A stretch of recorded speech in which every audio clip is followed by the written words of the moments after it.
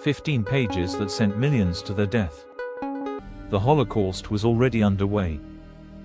Mass shootings in the east. Gas vans at Chelmno. But the killing was chaotic. Different Nazi agencies worked at cross purposes. The SS, local administrators, military commanders, each with their own priorities. The murder of Europe's Jews lacked the cold, coordinated efficiency the regime demanded.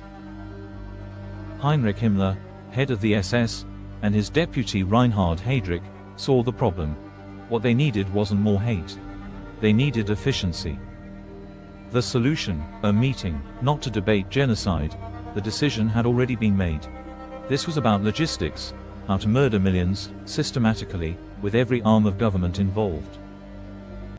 The language use was highly deceptive and warded to hide the truth, and the participants were elite and educated men.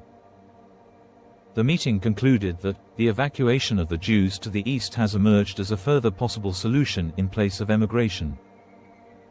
The operative word used was evacuation, not deportation, not murder. Evacuation, as if they were helping people escape a flood. They called it resettlement in the east. They termed it as final solution, as work deployment. Every phrase carefully chosen to obscure the reality, systematic extermination. This was deliberate. By sanitizing genocide through bureaucratic language, the Nazis made mass murder feel routine, administrative, normal. 15 men attended. Not mere SS thugs, but lawyers, civil servants, career bureaucrats. This included 8 SS officers and 7 bureaucrats. Reinhard Heydrich, at 37, chaired the meeting. The architect of the Nazi security apparatus, Adolf Eichmann, 36, took the minutes. Each man brought bureaucratic expertise, not just ideological zeal. These were educated men. They saw themselves as administrators, not executioners. But their signatures and suggestions would send millions to their deaths. Each would play a role in the machinery of murder. Emigration had been considered a temporary solution but was now replaced by a new policy. The evacuation of the Jews to the east was now to be seen as a further possible solution. In the course of this, practical experience had already been gathered that was of considerable importance for the coming final solution. Approximately 11 million Jews would be involved across Europe, including occupied and allied territories. All officials present expressed agreement with the measures outlined. Some attendees asked technical questions, how to handle Jewish veterans, or mixed marriages. The answers were chillingly pragmatic. Exceptions could be made, but only temporarily. The machinery of death would not be delayed. The bureaucrats had their marching orders. Heydrich would later report to Himmler, the meeting went off without a hitch. No one at the meeting said, kill. They said, evacuate, resettle, treat appropriately. They employed euphemisms that let participants distance themselves from horror. Individual conscience was replaced by institutional process. Personal responsibility dissolved into collective action. In the months after Wannsee, the killing accelerated.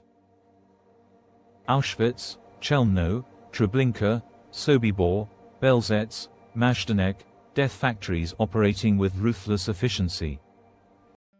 6 million Jews would be murdered by war's end, 2.7 million of them after this meeting. The 15 pages of evil also sealed the fate of hundreds of thousands of others, including the Sinti and Romani people of Europe, who died in Nazi extermination centers. After the war, the files from the meeting known as Wannsee Protocol were discovered among Nazi files. It became a key exhibit at the Nuremberg trials, undeniable proof that genocide had been planned at the highest levels, in cold bureaucratic language. The Wannsee Protocol is only 15 pages. But in those pages, we see how the machinery of death was built, not by monsters, but by men in suits, wielding pens, not guns. Here it needs to be reckoned that it was not only mass murder of Jews that the planners and implementers of Wannsee Protocol were involved in. They also intended to loot the Jews.